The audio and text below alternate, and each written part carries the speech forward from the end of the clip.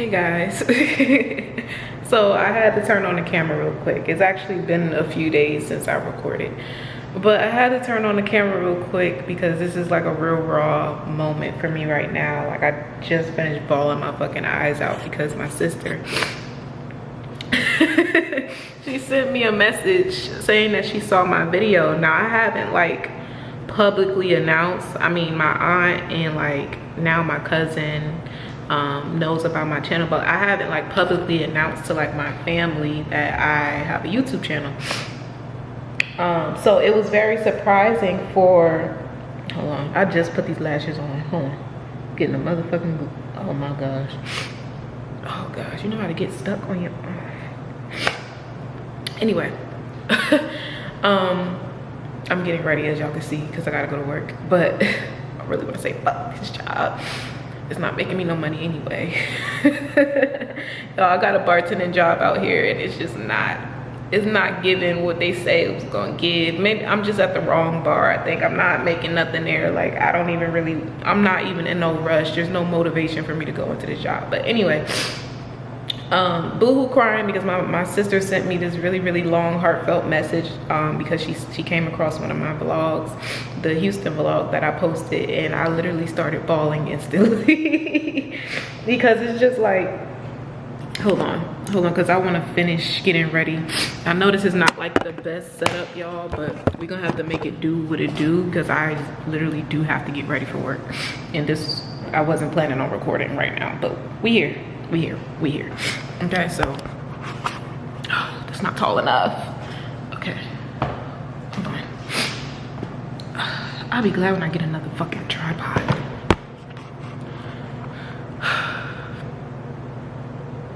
How can I get this to like, hold on. Can y'all see me? No, hold on. Lighter. Okay, boom.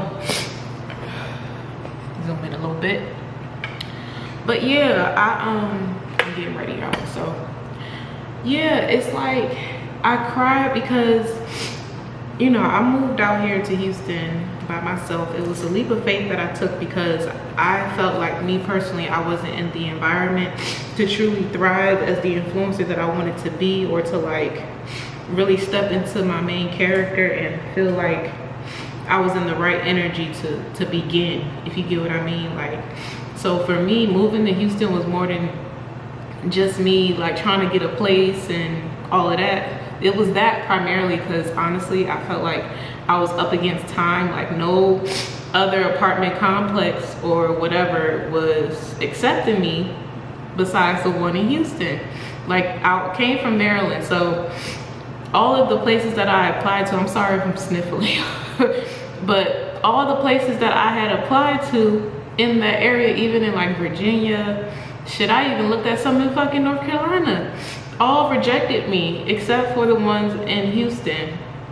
And of course I got this one because I felt like I was getting more for my buck. Like people think Houston is so like inexpensive, but it's not. Like you literally pay for everything. There's taxes on every fucking thing, and the amount of fees and just bullshit that comes with getting a place out here is ridiculous. Like this place is only supposed to be like $1,400, and in total, by the time I'm finished paying bills and stuff, I done already spent about $1,700, you know. So if you think about moving out here, just be mindful. Like don't go based off of what social media is saying or whatever. If you can, try to take a trip out here and tour apartments and all of that, but that's besides the point, right? I came out here, I did the damn thing by myself, packed up my little car and got the fuck on, and honestly it has been the best decision that I've made. Like I don't regret it at all, but it's also like coming to a place where God has isolated you now, you know. Like, and I was led to move out here for way over a year now. Like a year before I actually moved, God had placed this on my heart, you know. And at this point in time, I had just went through a really bad breakup.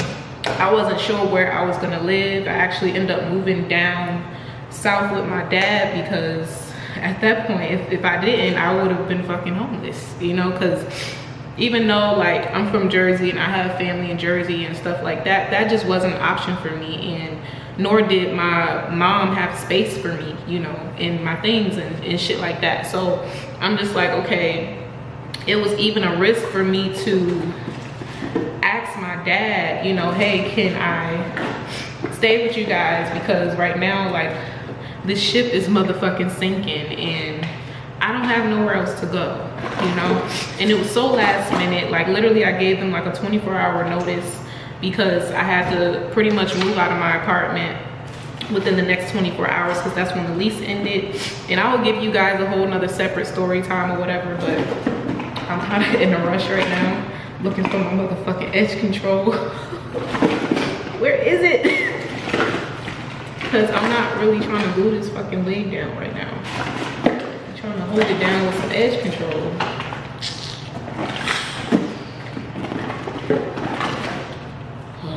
I guess we're gonna have to glue it down. But yeah, I moved out here. No, I went down south to my dad. I wasn't happy there, you know. I felt like with me being in the emotional turmoil I was in and just being super depressed and going through a lot, I just was not in the space to be family oriented or really take advantage of the time that I had with my dad. Now, me and my dad have had like an on and off again relationship most of my childhood, most of my life, because he wasn't present most of my life. You know, I feel like we started to reestablish a relationship when I became an adult, a young adult. Like right when I like was about to graduate high school, that's when he kind of came back in. And I had met him in person. I had met him in person for the first time near my senior graduation, pretty much.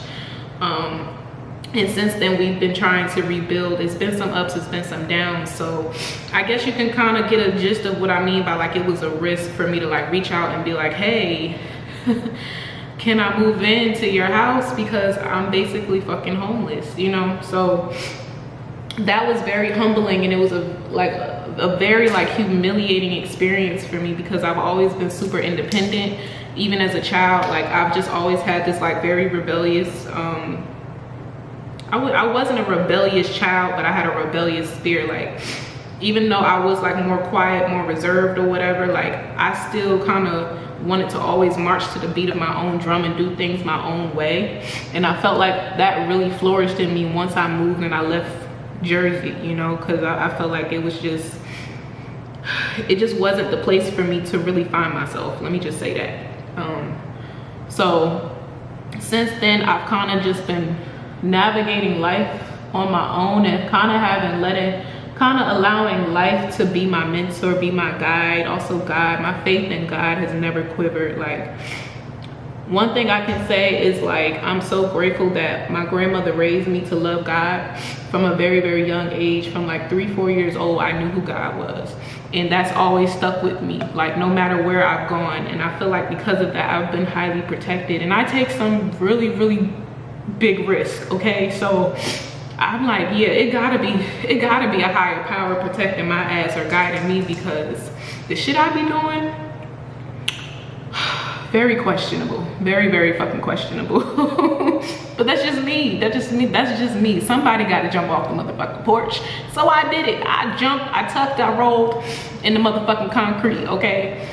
And I've been like that like ever since. So, but I keep quiet about it. Like I move in silence, so don't nobody really know what I got going on. I'm really private about everything, you know, and even down to my journey, my spiritual journey with God. Like I've been very private about that. So being in that energy, you know, going down south to my dad, and like I wanted to like build with him and build a relationship with my sister and my stepmom and all of that down there. Because keep in mind, my sister, she's my half sister, so we share the same dad. So I haven't really had the opportunity to like really build with her, you know. And she's now becoming a young woman herself. Like time is just flying, y'all. Like time is flying.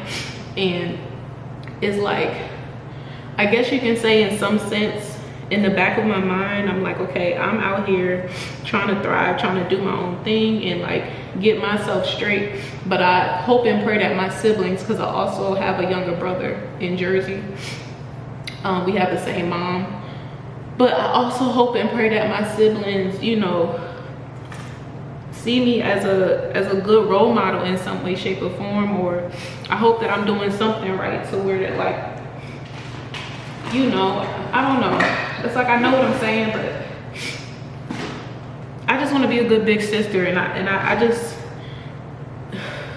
want to be a good leading example. Let me just say that. So I felt like while I was down there with my dad and my sister and stuff, I don't feel like I really, you know, was able to take advantage of building a relationship with my sister or with my dad or with anybody for that matter, because of the mental state that I was in after just going through a horrible breakup, y'all. Like, I was with that person for more than 4 years, so, and we had established things together. Like, it was a lot, you know. So, and everything happened so quickly, and for a long time I was suffering in silence. So you can only imagine how random it is for me to just pop up and be like, hey, can I move in, or can I? Yeah, because again, I'm a private person. I don't know if it's just a sad thing, but we don't talk about our issues. We don't, you know what? We don't talk about our problems. We kind of just find a solution and we figure it out on our own. And like I said, march to the beat of our own drum, because we never want to be a burden on anyone. And that was the thing that I had, that was what God had to teach me when I was living with my dad. Like, teach me humility, you know, teach me how to ask for help and take help when it is given, when it is in your face, pretty much. But like I said, it was very difficult for me to recover from what I was going through while I was down there. So I made a decision to move back to Maryland. And this time around, what you guys see in that first vlog that I posted when I moved to Texas was I was moving out of my best friend's house. Now, again, my best friend had mentioned to me already that she had kind of seen in her own cards and her own reading that I was going to need her for help. And, you know, I was too prideful to say something or ask for help, of course. So that's why I moved down with my dad instead of like originally just staying with my best friend. But, you know, I felt like I was at my breaking point at some point. I was like, you know what, I got to get out of here. So I did move back up with my best friend. I moved into her house and I stayed there until this year, 2022, until I moved in June.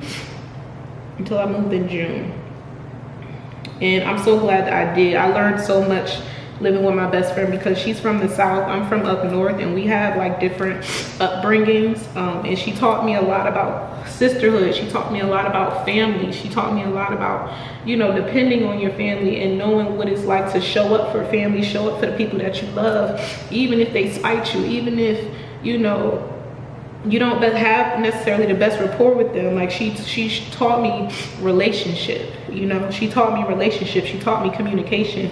She taught me so many things while I was living with her. And not just her, but her family. Her mom welcomed me into her space, into her home. And I will forever be in debt to her and her family for just like loving me and accepting me like their own, the way that they did. Like, but you know, eventually, you know, I had moved back up around October of 2021. I moved in with my best friend. Nala, stop. Didn't I just clean your litter box? Stinking ass. But I moved back up October of 2021, and I stayed. Now, at this point in time, I was looking for a secure job, and it was very hard to find a job at that time. Like, nowhere I applied was like, I was getting rejected back to back, like to the point where now I was working like independent contract jobs. So I was like doing Instacart and Amazon, but you know, those are things that are not like the most predictable, you know. So it's like it's a hit or miss with that. So in that time, like I was still of course having to contribute and pay rent and stuff like that, but with me working these contract jobs and them not being as predictable, I wasn't always able to make my rent, and it became like a really heavy issue. But also one of the biggest lessons that I've learned in life, living there with my best friend and her mother and you know, her people, like literally living there taught me the hustle spirit, like that's within me now. And I'm honestly so grateful. You know, everything happens for a reason. That's why like I try not to question God when he places me in certain predicaments, because I know that there is for a reason. Like he's not just telling me to come the fuck out to Texas or to move here or do that for no reason. You know, he sees things before we do. So it's just our duty to fucking fall in line and listen and wake up and pay attention to the things that he's trying to plant in us. It's seeds that he's planted in us, and it's up for us to be obedient and just go with the flow and be able to release our pride and ego in certain situations. And that was definitely a situation where I had to have humility and be like, look, you know, yeah, I'm struggling and I don't have it, you know. So it was many times where my car broke down. Every time I made some money, I would lose it because of something else that would just pop up and just ruin me, yo. Like I just remember, like I remember, and I think this was when I was recording. I had actually started the channel back up because that was like my therapy, you know, getting on and doing readings. And even though I wasn't showing my face, it was still in some way helping me to like ignore and like get away from the stress that I was going through at that time. So if you guys go back to the old videos where you see like the marble countertop or whatever, the marble desk where I was doing those readings, I was going through some real stressful shit. And I'm the type of person, I laugh when I'm going through pain. You know, I have a smile on my face when I'm going through pain. I keep my faith. I keep, you know, my head held up high. Like you wouldn't know that I was stressing the fuck out, you know. And I'm just touching base on the surface here, you know. If I have time another day, I'll do a deeper in-depth story time. But just know, I was going through it. I was going through it big time. And I just remember it was one day, I think I had just gotten off of a shift. Because at some point, I had gotten fired from Amazon because I had to take 2 weeks off to go and take care of my aunt, who at the time had passed out and was going through some health issues because she had been diagnosed with diabetes. So she lived in Virginia, which is not that far from me, and I'm the only one in the DMV area, the closest one to her, because most of my family live in Georgia, at least on my dad's side. So my dad asked me to go and like tend to her until she felt better, and I actually ended up staying out there for about 2 weeks because I found out while I was out there that my best friend and her sister, like basically the whole house had COVID. So I couldn't go back to that house. You know what I'm saying? So I ended up staying out in Virginia for about 2 weeks. And honestly, I needed it so bad. I needed it so bad. Like it was like my peace. Like Virginia has always been like my peace of mind. It's always been my safe space to just, I don't know, just release my stress and like, I don't know, it's just peaceful. You know how you just have those places that you go, you know, even if it's within your own home and you have like a sanctuary. I feel like Virginia, just the essence of Virginia, the energy there has always been like my peace. Like I love going near the beach, the water and stuff, and just, yeah. So I needed that. And in that time as well, I had gotten very sick. This was close to Christmas. So I had gotten super sick. So after my aunt recovered, you know, from her situation with the diabetes and stuff, hold on, y'all.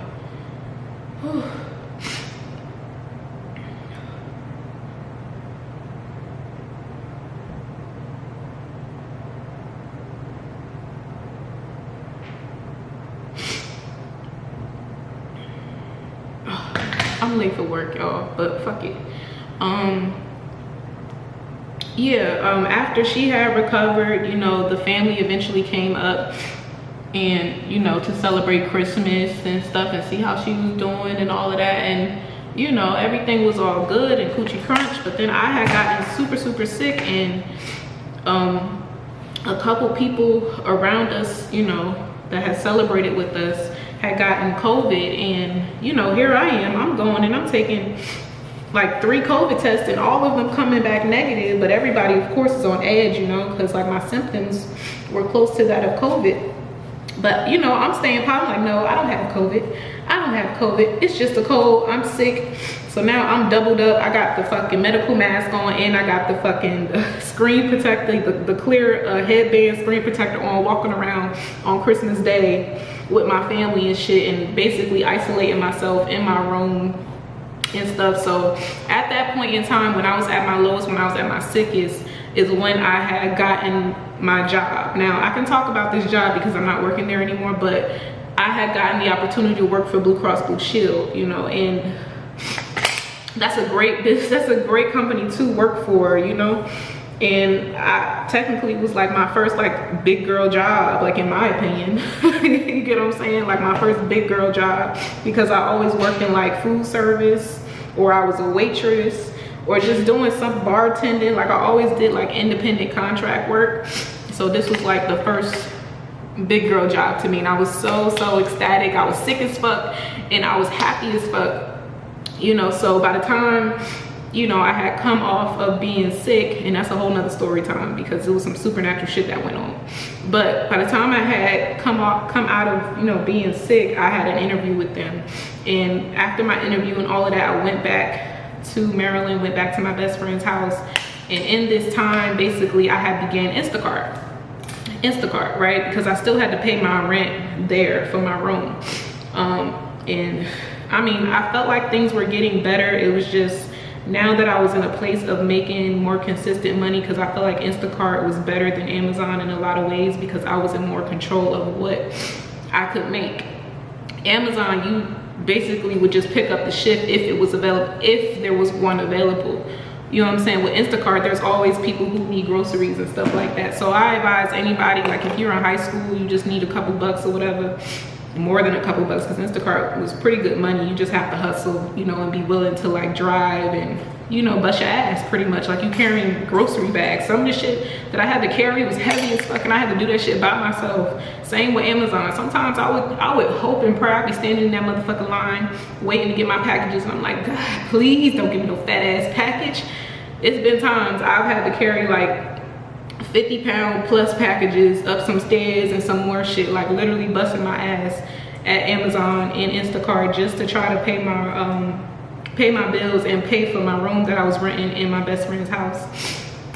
You know, and with the time, and like I said, just money being like kind of unpredictable, it did like stir up some conflict and stuff like that, but that was temporary. You know, I felt like it was just like I had to just get through a storm pretty much until I began my job with the medical insurance in February. So when that happened, that's when things started to get better. I started being able to manage my money better. I was able to pay up all my past due bills, all my rent and stuff like that, and also be in a position to now, well, I needed to get my car fixed because that shit was broken down from the Instacart and the Amazon, and goodness gracious, it's another story time. But basically I was able to kind of get my head above water to the point where I felt confident in actually getting my own place now. And that's where the search began for me to move to Texas, and that's what I did. And now I'm here, and since I've been here, I have been dedicating my time to my channel. You know, the first month it was just me settling in, and I really had to come to the terms with the fact that I now had a home. Like me moving from Jersey ever since then and going through what I went through, I had never felt like I was in a home of my own. Like nowhere I lay my head or live did I ever feel at home or feel safe or feel secure, you know. So it took me about a good month, 2 months to really like for it to sink in that I had moved, and that now I have a secure home and that I'm actually safe. Like I was literally sitting in the middle of the floor bawling my eyes out, and I just kept thanking God, because I'm like, this time last year I was at my lowest. Like my spirit could have been broken with the shit that I was going through, you know, and a lot of shit that people don't even know, you know. It's depression is really a bitch. It really is. And just check on your people, you know. Make sure you're checking on your people. Make sure you're checking on your friends, your family members and stuff like that, because not everything is what it seems. And I'm really good, I have to take accountability too, because I'm really good at hiding my pain and laughing at my pain and my troubles and things like that, because that's what gets me through. Laughter gets me through, a smile gets me through, helping other people gets me through, and also keeping my faith and staying prayed up gets me through my struggles.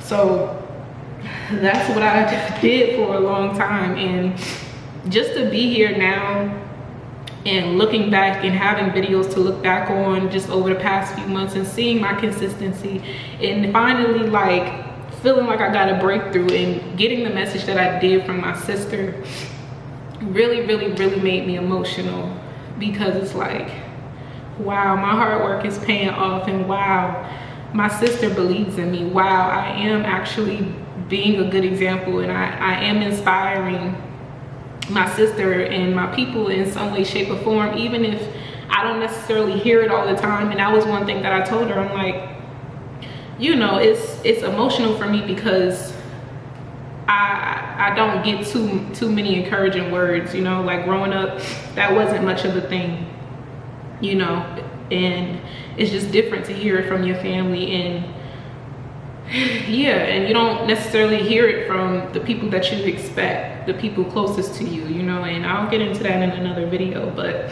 it was just so heartfelt and heartwarming to hear that from my sister. And if you're watching this, I love you so freaking much.